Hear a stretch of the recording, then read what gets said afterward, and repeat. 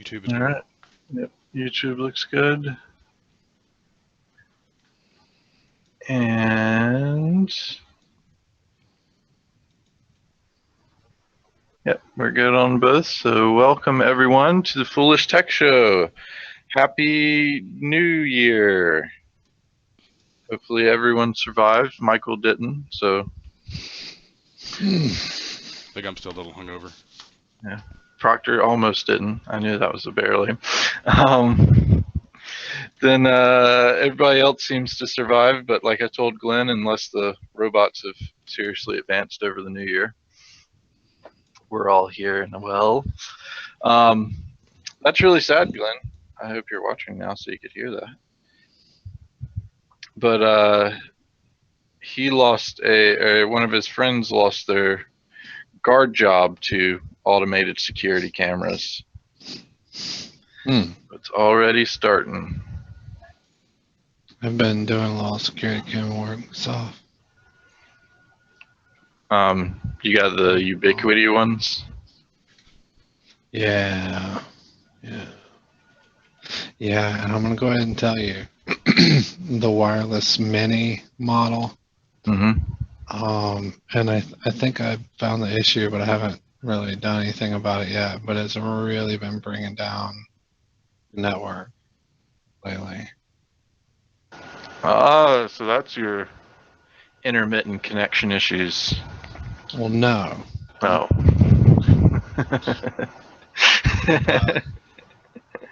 It's just been destroying my network, you know, over the wireless, and it's locking up my Chrome browser and some other things. I don't know, Java. I haven't been into it too much because I haven't had time to work. Even, you know, I'm here with the kids and it's vacation and holiday and all that, and we actually like them not having just internet access that works well. We like that. Yeah. We don't have to watch all those YouTube pieces of trash. You know, awesome. Nice. I don't have to deal with them playing games. This stupid Xbox that brings their dad from over there into this living room all of a sudden uninvited. Oh, I hate that. Oh, I hate that. Well, I have, let's see, we have 8 there. 1, 2, so 9, 10, 11, 12, 13, 14, 15 cameras streaming all the time, and little to no network usage of those. Well, it's not network usage that's my problem. It's not usage of the network, but the issue is with the controller software on my computer. That's one issue that's running on my computer. The other is that at least what I think is that the camera keeps switching access points or switching bands or going to the 4 gig. Oh. And I think my solution is actually going to have to be to relocate the camera. Later, Glenn. I think the solution is actually going to have to be to relocate the camera to somewhere that it has a better signal to a certain access point, so between two of them, and maybe to turn off the 2.4 gig on that or something, because I can't tell the camera to use only that band. So it's kind of a bummer. Well, and it may be the channel switching too, if you have that enabled. If your access point is constantly switching channels and your device is trying to keep up with it. Yeah, that shouldn't be. It shouldn't get set. Yeah, I set all mine manually, but that's because we have quite a few wireless networks around us, and they're all set to automatic, so they're on 1 or 6 or 11. So I pick like 9 or 4. You just have a mixture of different cameras, Brantley? Well, I got 2 systems. I have 8 of them are Raspberry Pis with webcams hooked up to them. Some of them are actual Linux laptops just running the motion software, but I have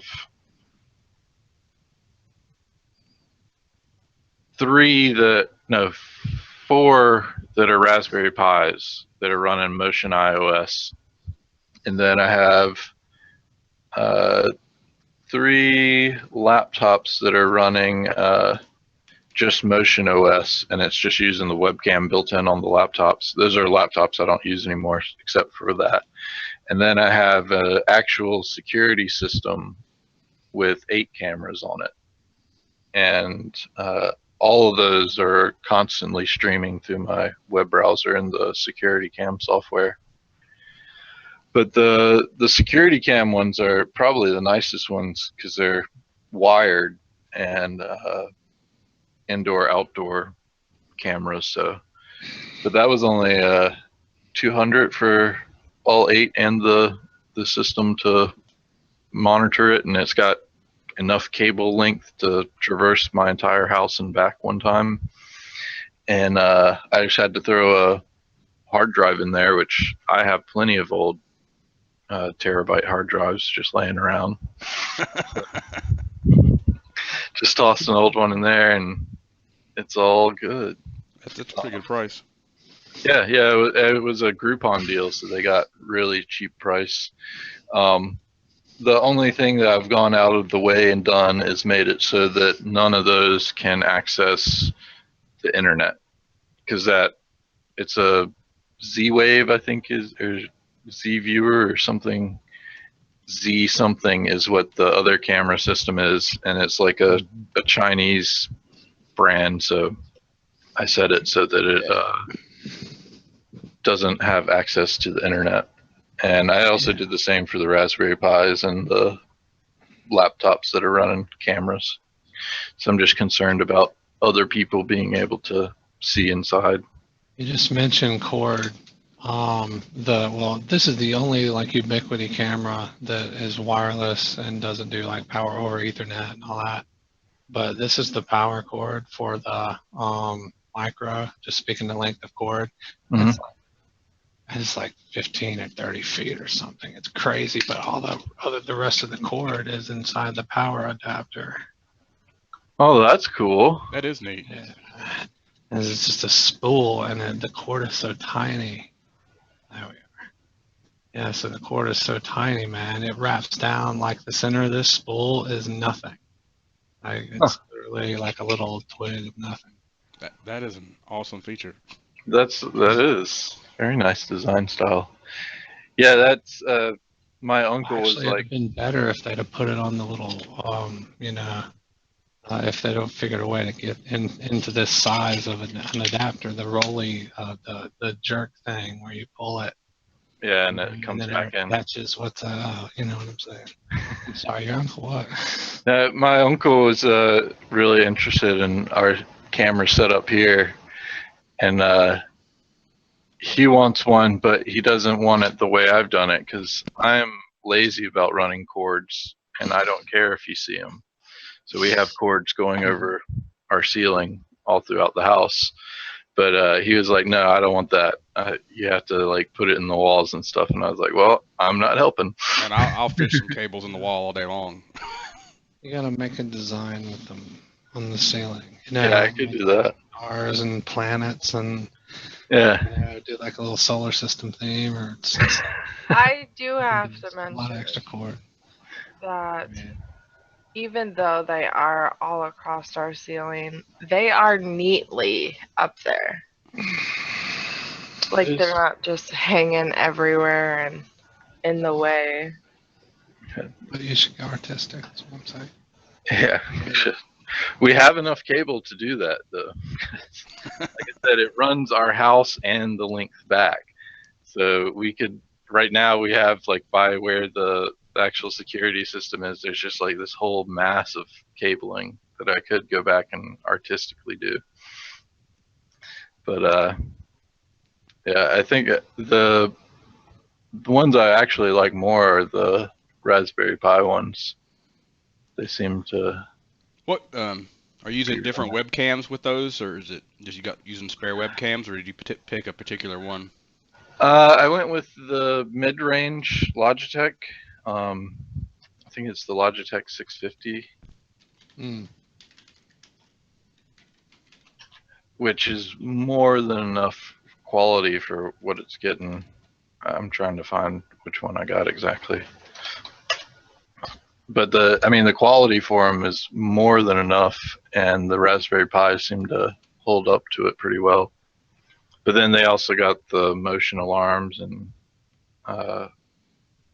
ability to save to Dropbox and stuff like that. So that's pretty nice. Let's see, which one was it? The C615 is the one I have on pretty much all of them. The laptops obviously are using the built-in webcam.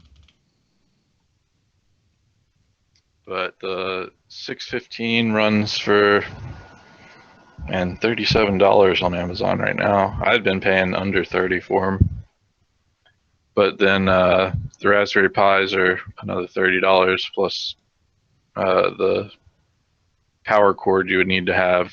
So you can probably use your cell phone cord charger if you have an extra one of those, which normally most people do. So you're looking at about 60, 80 bucks for the whole Raspberry Pi package. And with the Raspberry Pi 3 having wireless built into it, super easy to set up and get going. Do you have links for the software that you used? Yeah, give me one sec.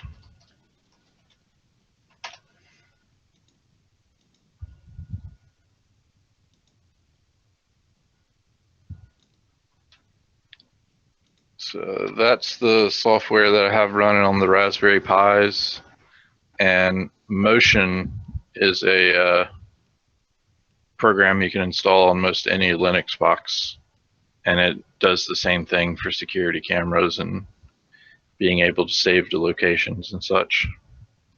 With the Linux ones, I have it set up so that Dropbox is syncing on those systems, and I just have Motion saving to that Dropbox folder.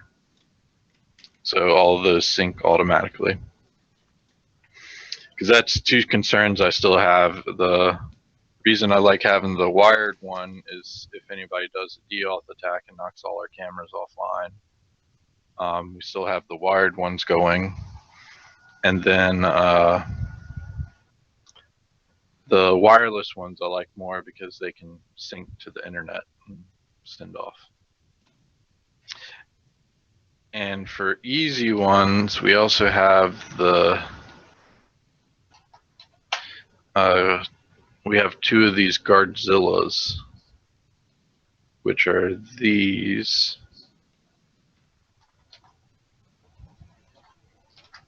And basically we have one of those pointed at each of the doors, and so that we can see our computer areas. And those are the only ones that are allowed to have internet access. So those we can look in on our cell phones and just check briefly. The other ones you'd have to VPN into the network and see it from there. But those Guardzillas aren't bad. For $100 you get a night vision camera, and they're fairly easy to set up to remote view.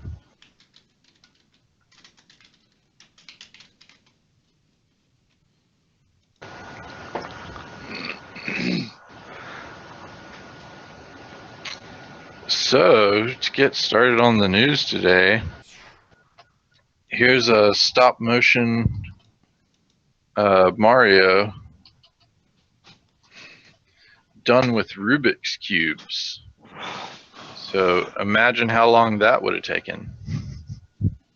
Stop motion is already extremely time consuming, but then doing it with Rubik's Cubes where you have to change every pixel every time you change a frame, man, that would take forever. Man, somebody had some time on their hands. Yeah. Good way to spend the holiday break, I say.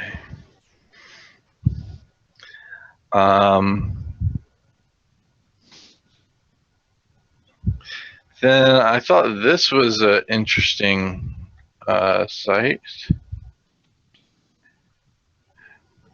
This is a site that claims any IP address you put in, it can tell you what they've been torrenting.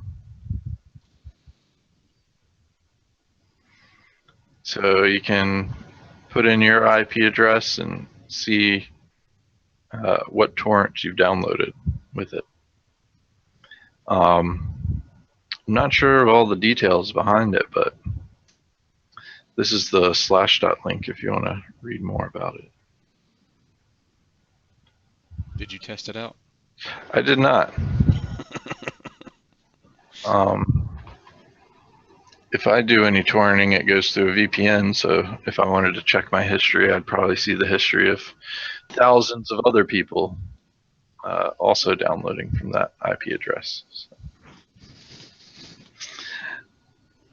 And I thought this was pretty cool. A breakdown of how the original Nintendo Light Zapper actually worked. And why it won't work on TVs now. Yeah. And on top of that, too, see how old TVs used to update their pixels and frames. That's a pretty cool link. It's just a slow motion capture of a CRT TV, and you can see the band going down every few microseconds. It's pretty weird to watch.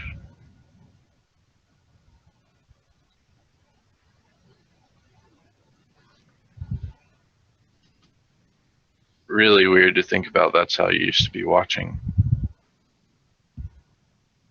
pictures and TVs, and no wonder they were bad for your eyes.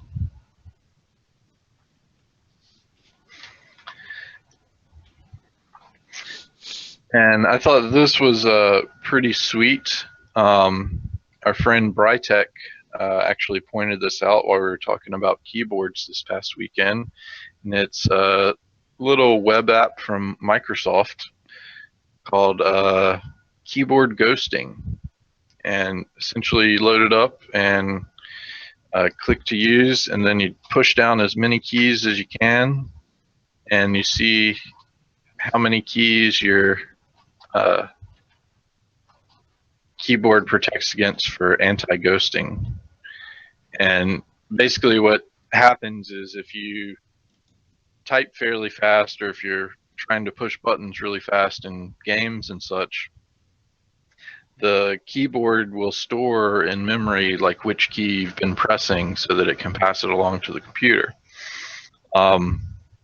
That's obviously good if you're a really fast typist, or if you're in game and you are almost typing two keys at once, essentially, with like just microseconds in between, then your keyboard's going to be able to pass that into it up to a point. Like mine is about a 6-7-year-old keyboard, possibly 8-year-old keyboard, and it can do 6 keys at once. Johnny's keyboard can do like 50 or 60 keys at once. And Brytech actually brought it up to us because of he's had an issue where he's bought gaming keyboards that say they have like ridiculous number of anti-ghosting keys, like 85 or something, and he went and tested it and found out they only did like 4 to 6 or something. So I say that doing the 6 that I have, I've never had a problem with gaming or anything like that. But it also means like if you're trying to push down more than one button at a time, so like if you're doing a racing game or something and you have to hold the accelerate and then shift to boost or something, if your keyboard only accepts one key press at a time, it can't do both of those. It can only do the one or the other. And who was it that had the HP keyboard? Christopher. Oh yeah, he had the HP keyboard and his only did one key at a time. So that is not a good gaming keyboard. But I thought it was a pretty neat little app to see, and I'd never even really thought about it but I'd never had any issues with Yeah. 6. The keyboard of Johnny's that you tested, was it the Keytronics? No, it's a different one. It was an older one. But I should test it right now though. yeah, see how many that one does. Hold on. But yeah, they were What pretty keyboard good. was it that did 50? What brand? Oh, what brand was it? I think it's a Aukey or Logic or something like that. Let's see.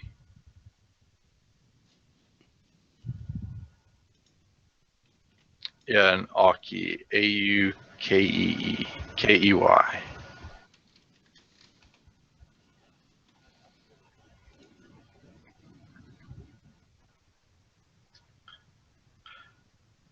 But I thought that was a pretty neat trick, and haven't thought about like key presses and like thinking about how many you can press at one time. But I think it definitely comes into play more for gaming. I don't know anybody that types fast enough to where you're typing more than one key at a time. Like that wouldn't even make sense to me.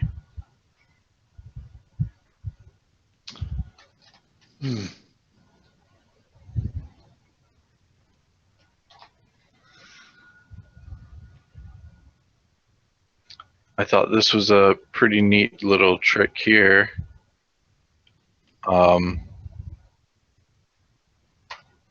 DIY laptop cooling.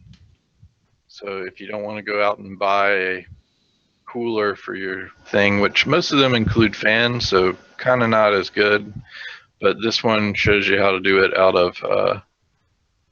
of forks and pencils. It's only 4 keys. 5. Sometimes 5. That was for the, what was that called? Keytronics. Electronics. Sometimes 6. I got 6.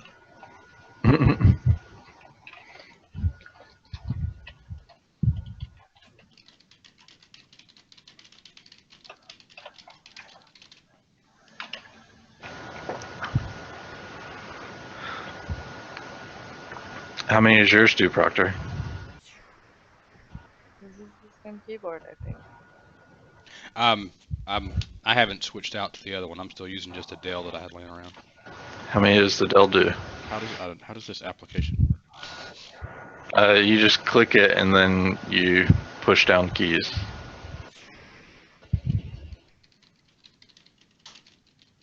You just push down a whole bunch at one time. Oh, okay, I gotcha.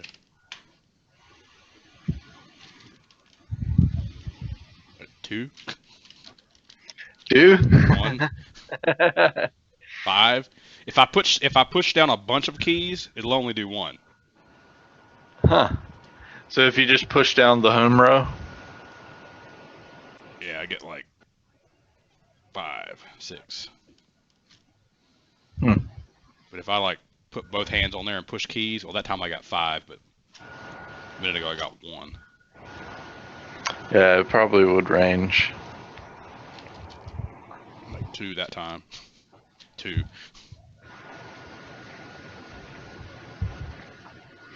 I wish Michael was here so we could see how many his keyboard did.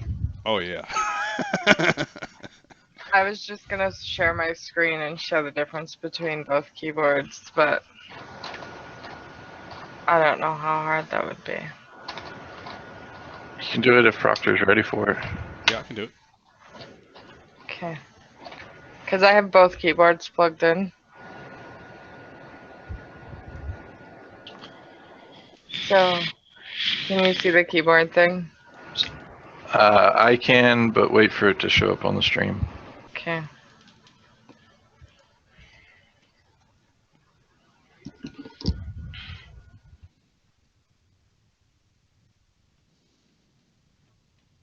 Waiting. Alright, it's on the stream. Okay, so here's the new keyboard. That's like, So that's the Keytronics. yeah. So I'm pushing down home row, like all of home row. Sometimes one of the buttons work on, oh, two. And here's the old keyboard. Dang.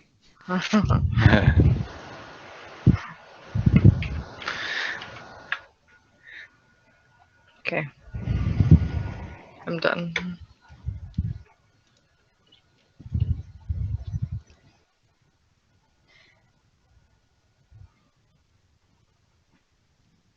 All right, waiting for the stream to catch up.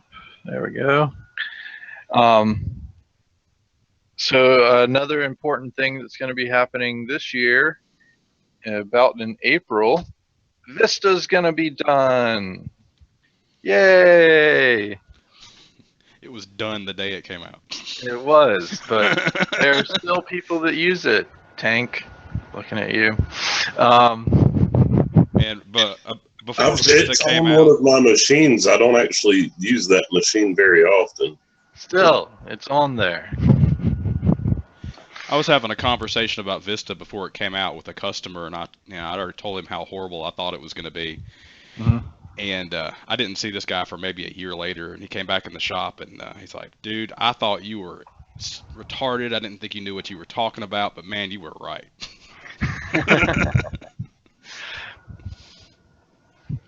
Well, they are going to be done on April 11th, 2017 is when end of extended support goes. They were actually done with mainstream support April 10th, 2012.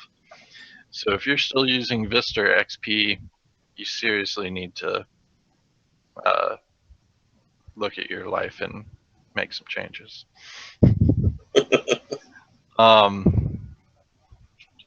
7 is going to last until 2020. So the mainstream support ended 2 years ago in 2015, but 2020 is when they end extended support.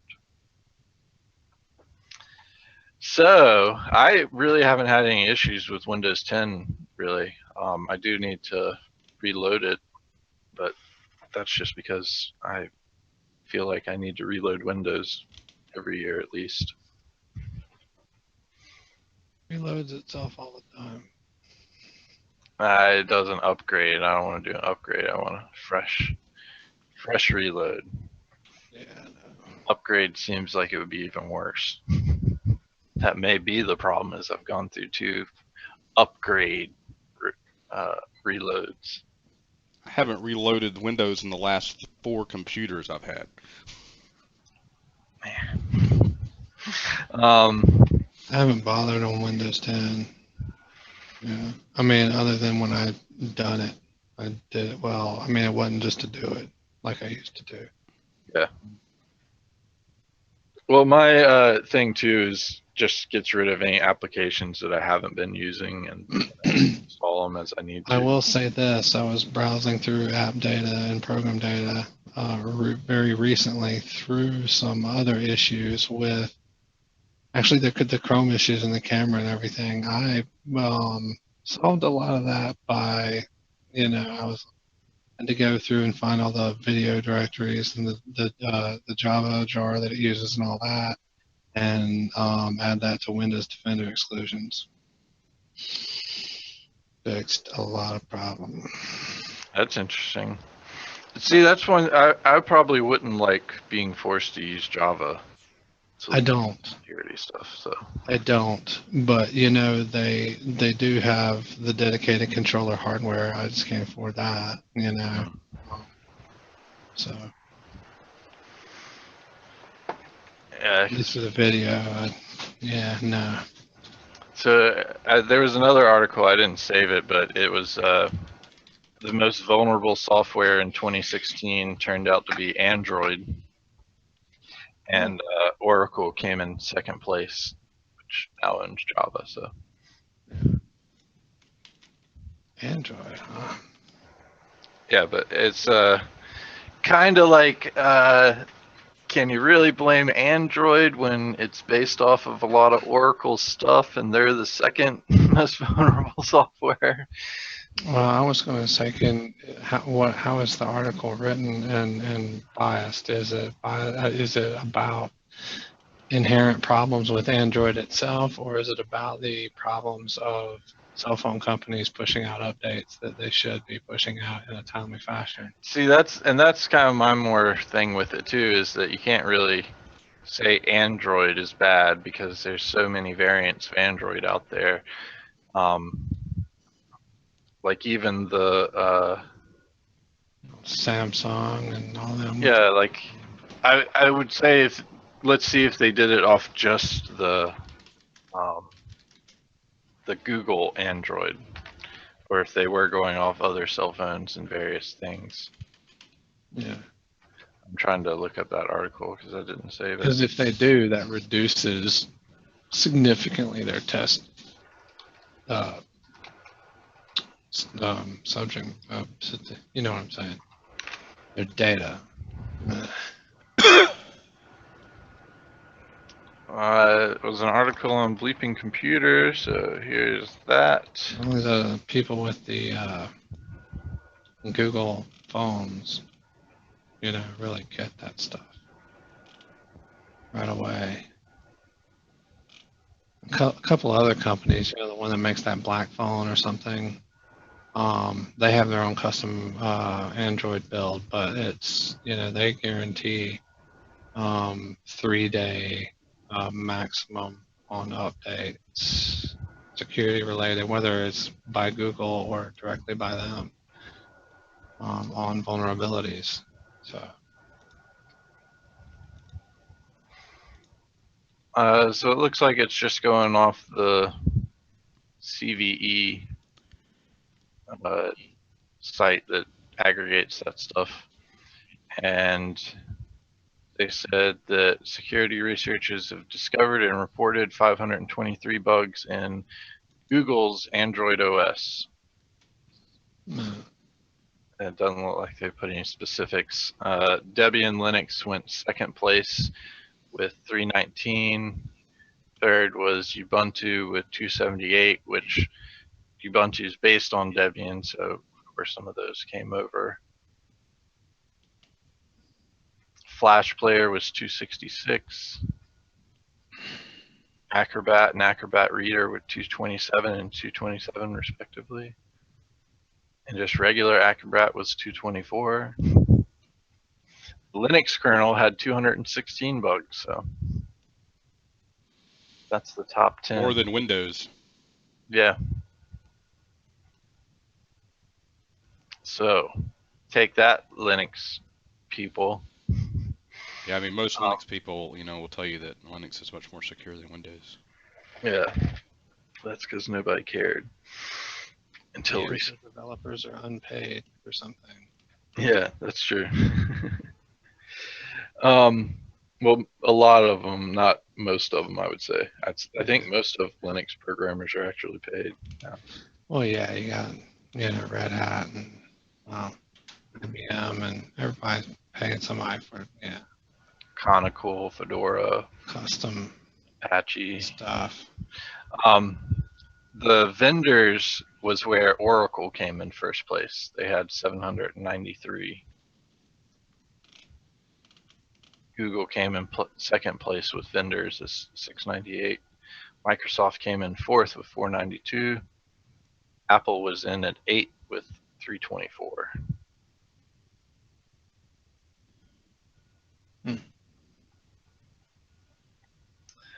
But those are just bugs. And those bugs are can be ranked from critical all the way down to just informational. So they could have had like a bunch of bugs that were non-critical and non-relevant.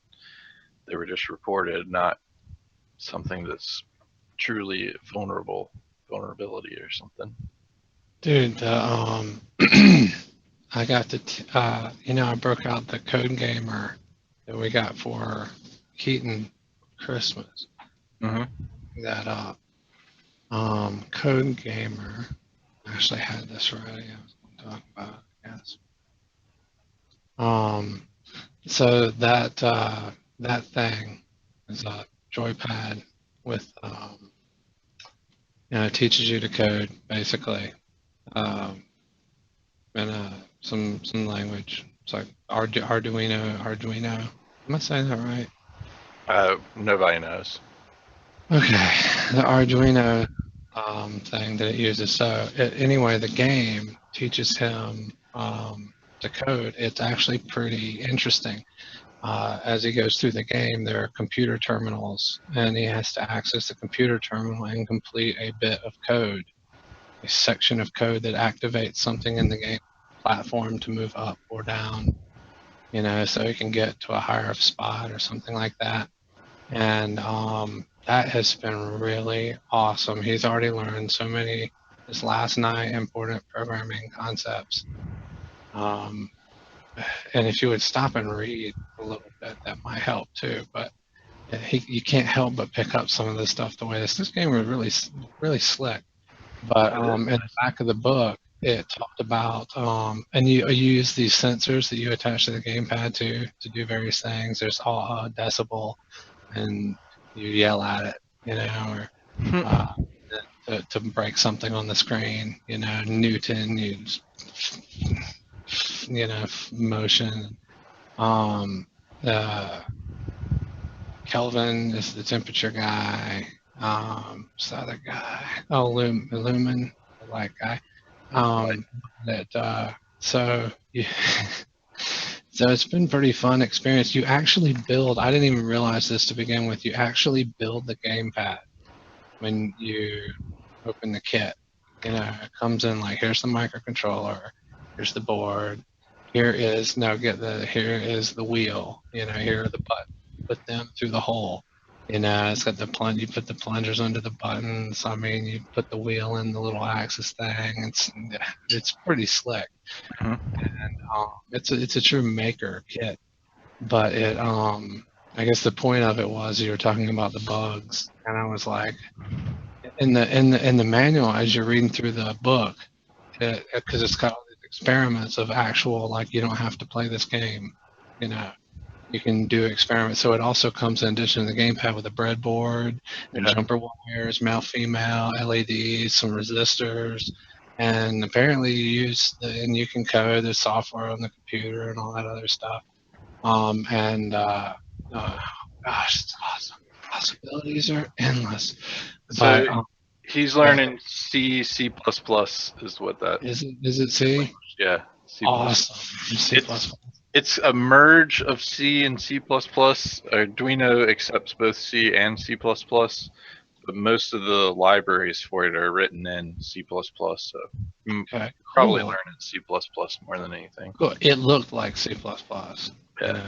I mean, but so well, I guess my whole point to it is that how slick the manual was. So it's telling you how to do these experiments, like make a temperature sensor, like, work with the sensors and stuff.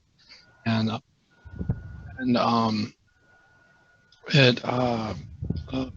it has in the back of the sections and everything. It's like, oh, what is an INT anyway? And it does these things and really cool. But in the back of the book, it talks about the first computer bug, and yeah, that was a long thing for getting back to that.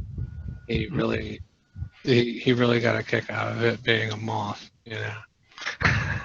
So, if you didn't know, the first computer bug was a bug. Yeah. It's one of the things that, like, I knew and I forgot, and then I saw it in the book, and I was like, oh yeah, check this out, the whole story. Yeah, one of the cool projects it says you can make on there is a light sensing drawer alarm. So when you open the drawer and light hits it, it'll send off a buzzer. That's pretty cool. Yeah, and you code it to it doesn't. I'm not sure what all components it uses and what else you can do for. Obviously, it's entirely DIY, so you can do anything with it. But it was. I was reading, just skimming over the projects, and it was talking about, do you suspect your brother goes in your drawer and doesn't know?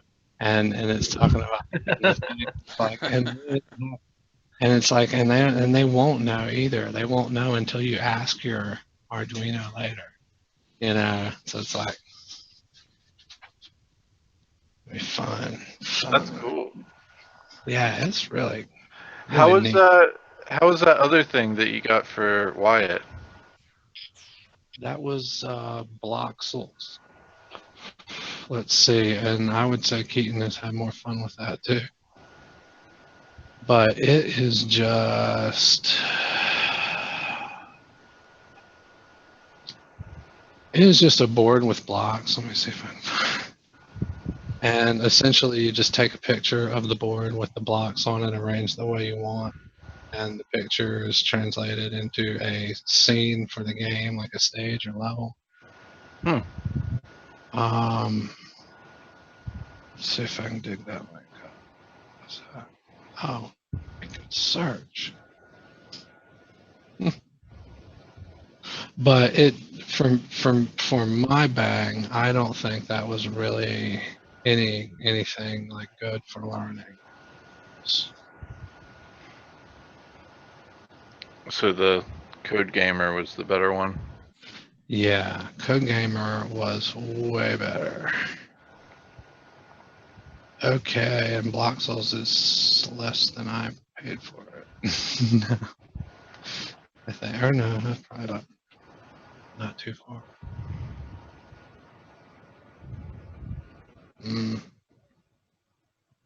Yeah, the Toy Insider STEM 10 winner. Mine. Nuh-uh. Really? Not that one. You had a different one, I thought. Like, I thought you had one that he put together pieces and made something. Oh, we haven't worked on that one yet. I've been waiting for everything to settle down and the other boys to leave. What one was that one? That was the Little Bits Rule Your Room kit. Yeah, that one. That's the one I was wondering how that ended up working out. That looked like an interesting idea. Yeah, I'm really excited about working with that. And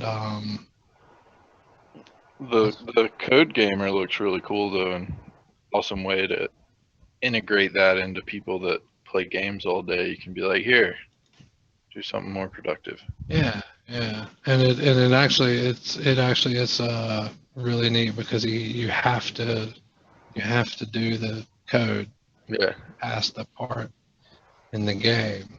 So, but he's just browsing through, and you drag and drop the little items on the onto the code, like in these little like highlighted sections where the words are supposed to be, and so then the little block is up here, and it's like a little dude, and you tap it, and it's like, oh, my name's Boolean, and I'm, or whatever, and it's like, oh, well, he goes up here right before the equals false thing, yeah, that's where he goes. So. But at first he's just dragging a few and dropping them randomly, and I'm like, no, check it, see that says, and he's like, oh, I get it. I was like, INT's a number, so that's why you want that. Oh, I get it. Yeah, that's interesting. So, well, if you want something that's not as much fun but easier to get started with, if you just have an Android phone laying around, I really like the App Inventor. It uses a block designer to make things, and it shows up right on your phone, so that's pretty cool to play with. So App Inventor. yeah, MIT released and created it. Yeah, I look at that. Well, I know I was looking back at that Code Gamer last night, and I was like, man, like he's going, But the thing is, I think he got done with the game last night, an hour after he started or something, or he was very close to it. Level or two, it appeared to be, and although you can make your own levels and all these other things, I don't know if there's more to it that he won't need, a blazing interest or some adult help. Yeah. And he's not going to get it for a while, at least until he's back here with us anyway. So, but I know I'm going to have to do something while he's gone to wow him. So I'm going to have to write some program. I have to learn the Arduino coding and write some program to impress him when he comes back and re-spark his interest. Well, there are a ton of Arduino. I know. I was like looking through the library sample or something, or just the stuff you can get. Looks really awesome. Let me see if I can dig up the link I got from that. Just a brief search came up with this, which is the projects and ideas with breakdown of easy, intermittent, and advanced. Turn your toaster into a dancing toaster.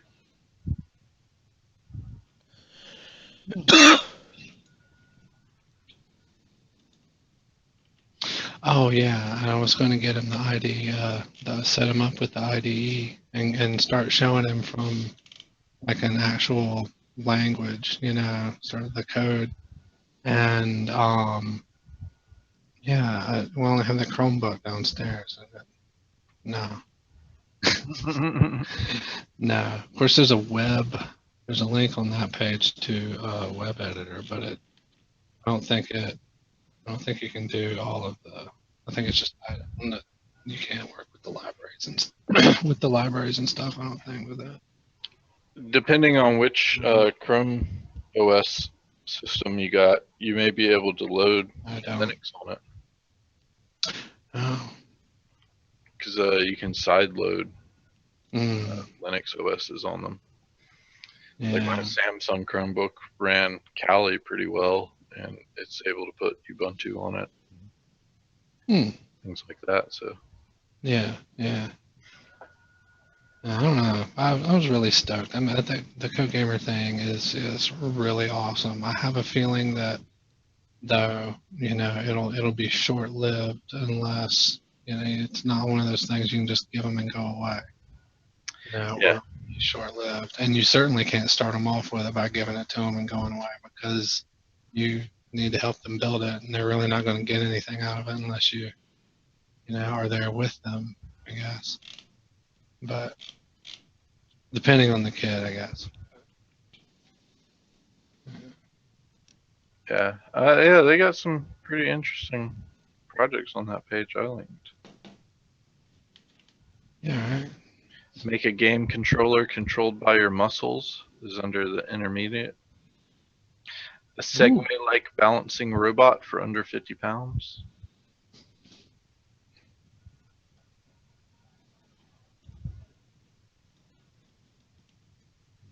Indeed.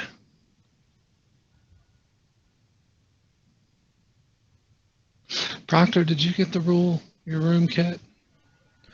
I did not. Okay, I thought you were thinking about ordering one. I didn't know I thought you were going to do that for Matthew, and then we gave you all that junk about not getting one for Hannah too. Because you were like, oh, my boy would like that. Yeah, they have different likes and stuff. Yeah, but the way you said it was like Matthew is quite the engineer. He's really likes to build things and take things apart, put them back together. He's really talented. So far we're dealing with the kids that only like one thing, and it's pushing buttons on the screen. Well, he likes that too, but he likes to build stuff and. Yeah. I had to take his Nintendo 3DS apart and put a new LCD on it, and he's like, I want to help. I didn't think he could help, but he helped. Well, we saw Hannah was learning how to use the voltmeter, wasn't it? Oh yeah. Yeah, Perry was showing her how to do that. Yeah, I'd be having him babysit all the time. Like, teach them all of this. Yes. Get some free labor out of them. Yeah, there you go. You get free labor, my kids get a future. I've always been told that was the best kind of labor, is child labor. It is in the right circumstances. Especially if you got little things that you have to put together. You could spend time building this, Proctor. A 25,000 piece Klingon bird of prey Lego setup. Oh my goodness. It took him a year and a half to build it. Wow, and it must have cost a fortune. Oh, wow. He had to order unique parts through Bricklink. Wow. Now, wait a minute. When was this completed? I don't know. Oh, I'm just like, I don't recall seeing this. It seemed like I saw something similar. Now, Lego has an annual that I got for Wyatt for his birthday in October, and it was like, for 2017 or upcoming Lego thing or whatever. But it has all this stuff in the back, like insane projects that people have done with Legos, but this was not one of them. It took him 8 years to fully complete it. It looks like it took him 2 years in virtual designing to design it, and then a year and a half to actually build actual part. That is some intense Lego making. Wow. Some people must have way too much free time. Yeah. That's crazy.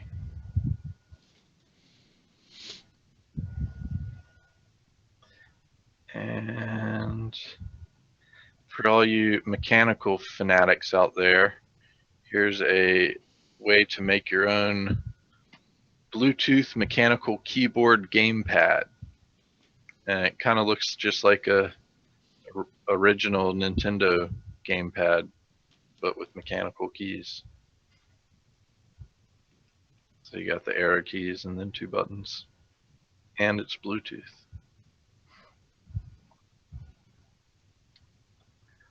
And maybe that's a tack that you could take. Nick is like showing him how to design things for his games or to make his own game, things like that. Because they seem to really like the Super Mario Builder game. Yeah. So they do that. And that's kind of why I pointed out the App Inventor, is because you can make games with that and then have it right on your phone right after that. Yeah. So pretty cool stuff there. We like making here. Right? Yeah, we like making things. DIY. So 2016 was not done with us, by the way. The Bambi artist, Tyrus Wong, died at 106. Lived to be 106 though, so he got a good life out of it. But that was another person that passed in 2016. And RTM Tech has a build your own Cessna 172. Let's see what that's all about. Simulator. Sim. Oh man, that's nice. That does look like a full cockpit. Dude, what is that? Oh, and it's got the projection screen. Oh man, that is sweet. Neat. That looks way out of my price range. But that's a pretty detailed walkthrough too. There's all kinds of stuff in that.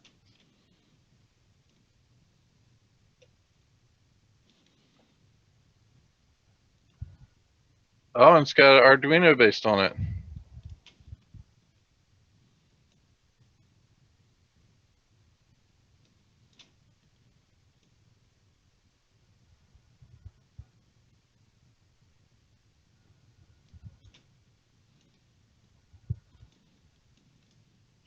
Yeah, Keaton was really impressed with the Code Gamer game.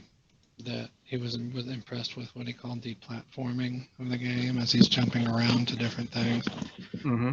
And it's difficult. And I'm like, that's a number. He's like, for a game that's based on learning to code, they're pretty good at platforming. And I'm like, I don't really have to be good at anything. I'm like, it's just a number. They know the distance between here and there and a number. And I was like, you can just subtract a few numbers from that bigger number and make it just enough so that you cannot do it. Yeah. Like that's all it is. It's like and double the number. It's like I'm like the number doesn't matter. It's arbitrary.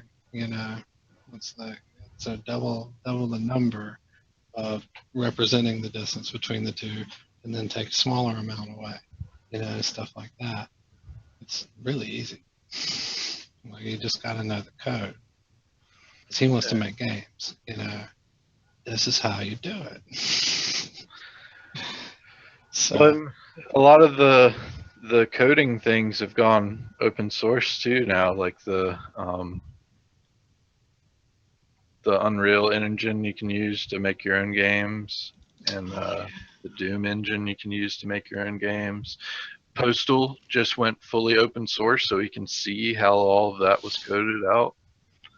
That'd be a great thing. Always, you just usually just say it went postal, and you just said postal went.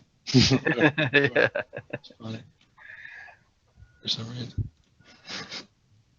All right. Well, we are past our hour time limit here, so let's wrap it up on some good news. At least if you live in France, France now has a law giving you legal permission to avoid your work emails. So if you have a company that makes you deal with emails after hours, you no longer have to do that off the clock.